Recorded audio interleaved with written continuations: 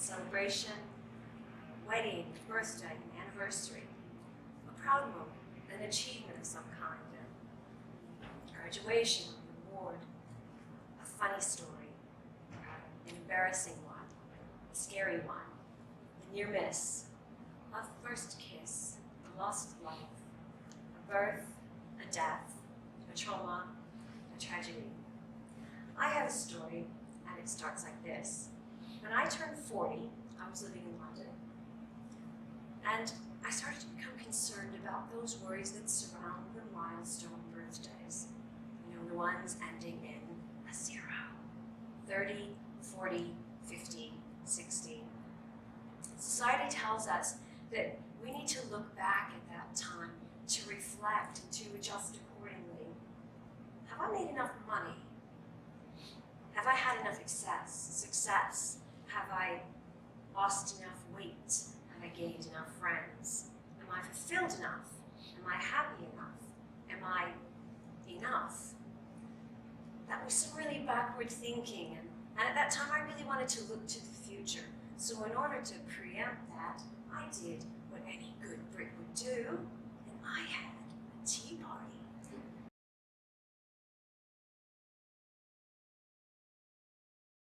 I invited 5 of my closest girlfriends to the Savoy Hotel on the Strand in London.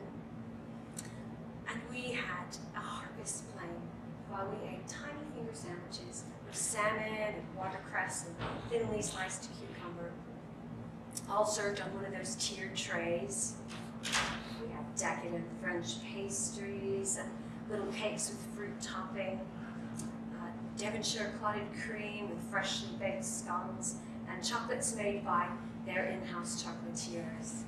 Tea was poured from a bone china pot, and our cups made that delightful little clink when they were nestled back into their saucers. Later, we had flutes of bubbly champagne that arrived at the table, and we toasted to friendship, to happiness, and the future, and all those birthdays ending in 0. And when we walked out of there that night into the typical kind of cloudy, overcast London evening, walking down toward Charing Cross train station, passing the iconic double-decker red buses and the black taxis. And I remember thinking, 40's not that bad. I don't know what the bus is about. 40's amazing. At that moment, my future seemed to sort of stretch for miles in front of me, and anything seemed possible. And then, everything changed. Within 8 months, I was the widowed mother of 4 young children, after my husband died from a brain injury. Somehow, and I still don't know how, we didn't have life insurance or mortgage protection. We didn't have a pension. We didn't have savings. And we had a lot of debt. At the time, I struggled quite a bit to make my way around things. I tried to get a job, but I was a home-educating mother and a full-time mother, and although I do have 2 degrees, I only worked part-time as a columnist and a writer, a freelance writer, so I don't think that they really saw me as anything but a mother, a widow, a wife, and although they were all very sorry about that, it never materialized into a job. I couldn't afford to live in my house, and I couldn't afford to sell the house because it was a negative equity. So we moved into an abandoned house, which was being occupied by squatters. There was a family of very big-hearted, beautiful people there who helped us immensely. And there was another family, even bigger, who helped themselves to all of our food. They were a family of mice. It was a really hard time. And I remember then thinking, I wasn't sure where the future was going. We struggled for a long time in that space, and although we had a lot of people, beautiful people in our lives, family and friends and even strangers who were really supportive, and even after I met another man and fell in love and got remarried, I still spent many, many years suffering under the pain and the grief of it, of the loss, of the hopelessness that I felt, of the crippling crippling financial fallout and the endless worry about money in our future, of the discussions over our concerns, of my fear that kind of developed into paranoia, of the guilt that I felt over not being able to help and fix things in the way that I thought that I could or the way that I thought that I would, and especially the broken hearts of my children. As a writer, I always turn to the page in times that are challenging, and I found that I've been writing a lot of my thoughts on little slips of paper, or anywhere that I could really, like on the back of an envelope, on a napkin, in the kind of white spaces around a calendar page, or in the blank section of a receipt, anywhere really to kind of release all of this stress that was bottling up inside of me.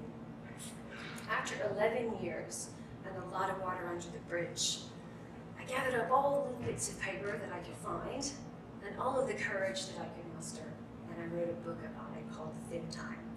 And slowly, I started to realize that I began to feel a change in me.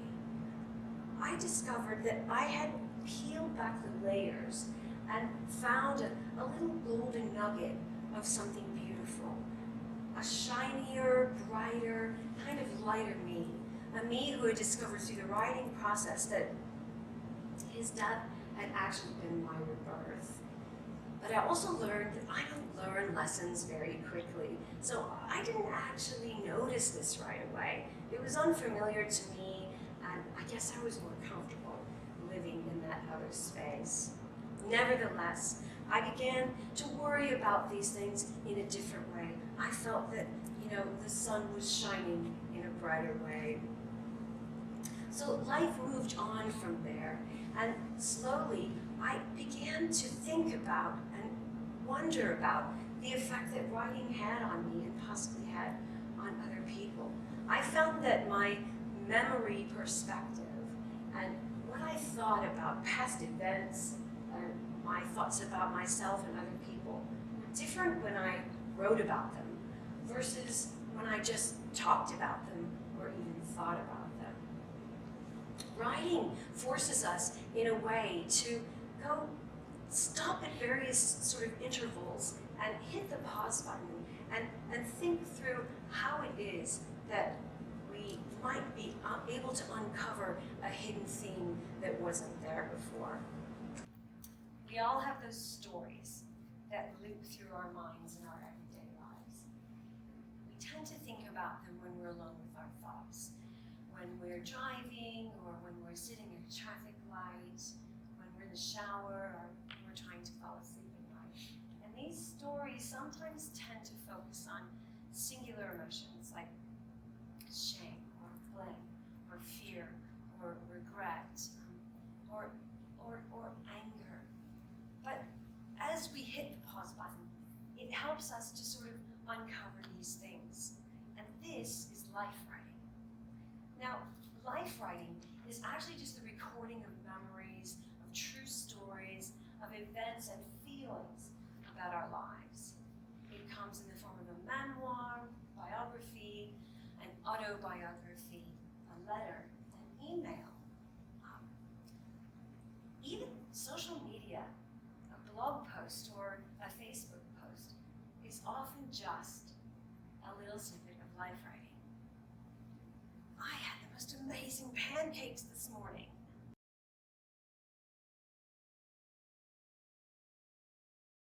True story. And this is my cat.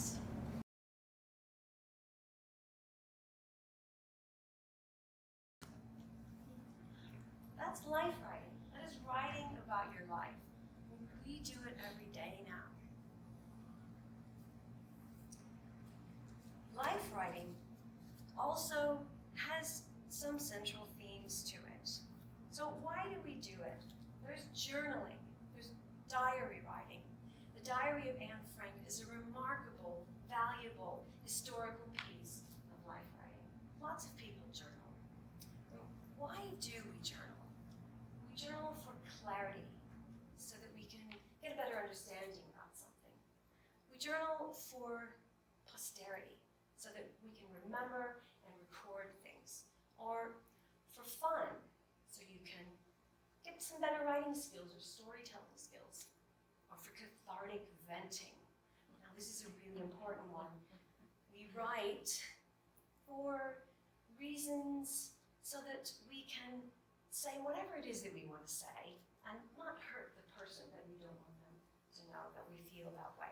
If you want to, you can put it under lock and key, or you can throw it away, or you can take a blowtorch to it so no one knows that you've written that.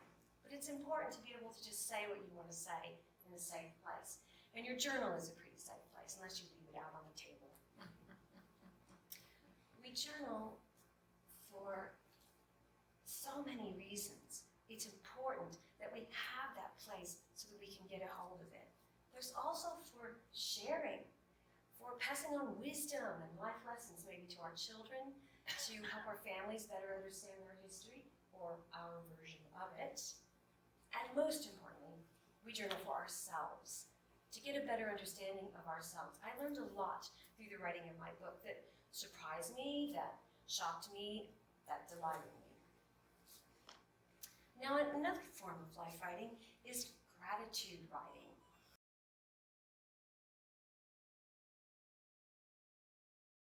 A gratitude journal is a really amazing project to have in your life. Essentially, the idea is that you get up every day and you write a few things that you're thankful for. Now, we don't have to have won the lottery to be happy about something.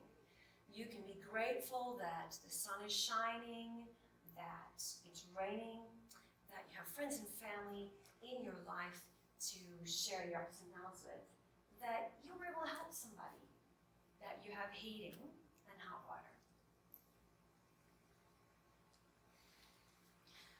I began gratitude journaling, someone introduced it to me years ago, and I felt through that I discovered a lot of things about myself as well, and it helped me be thankful for just tiny things, which is really useful.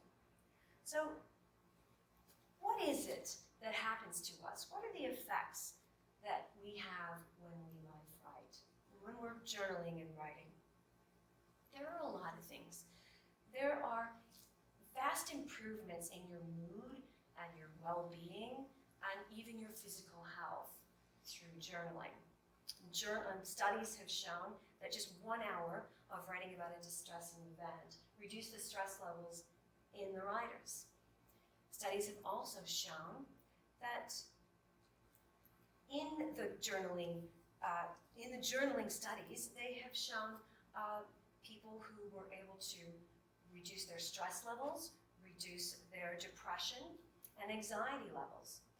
Also, it has these amazing effects on people who are fighting various diseases like asthma, rheumatoid arthritis, even cancer. And in some studies, they've even seen physical wounds heal faster. Now, gratitude journaling helps in those areas. I've seen a lot of medical places that do that, and it's really quite useful. So, how do you get started? Well, there are a lot of ways that you can get into a rhythm. Sometimes it's hard for people. Let's start with this.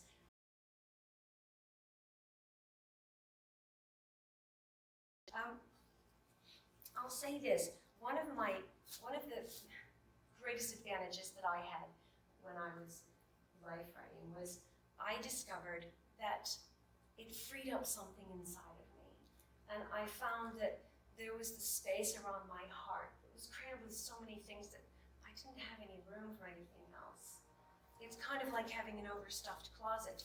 You've got all these clothes in here that don't suit you, they don't fit you, you don't even really want to wear them anymore. But you can't bring yourself to take them out of your closet. You can't bring yourself to get rid of them. But if you did, you wouldn't have to try to cram them in between things so they get wrinkled and lost. If you just removed a few of those things, a few of those places from your heart space, you would open that door every day and feel really good about it. So here are the ways that we can get started.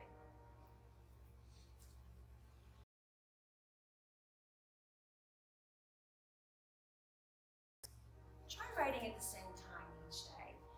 You can write with your morning coffee. That's what I do. The house is still quiet.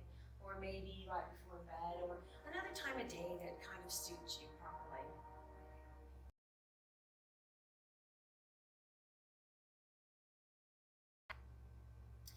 This is a really interesting one.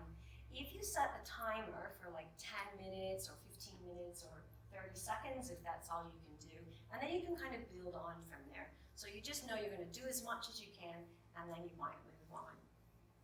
I love this one.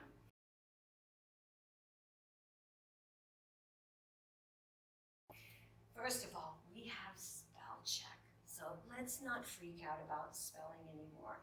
And your writing is about yourself. It's not for publishing. And if it was for publishing, you would have to get an editor because you cannot see your mistakes in your own work. You're too close to it.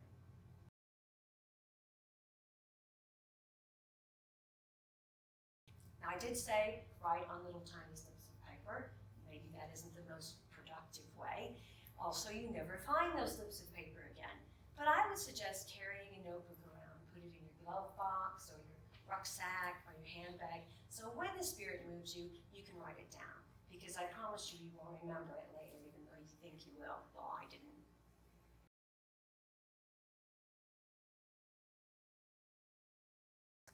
Or some people really don't like the idea of writing. So you can use a recording device, or you can use your smartphone. And then there are many speech recognition programs that turn an audio file into a text document. It's like magic. It's so cool.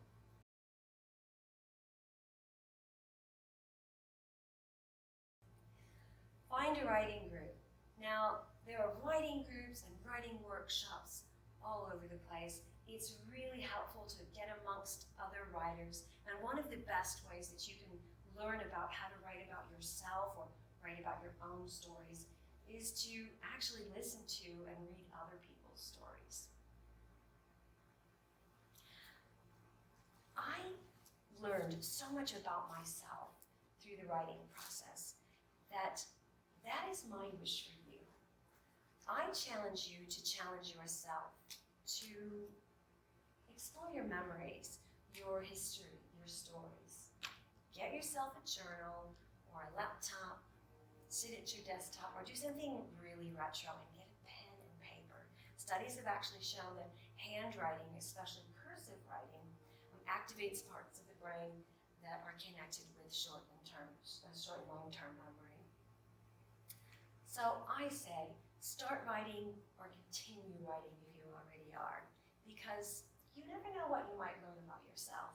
And we all have stories to tell. What are yours?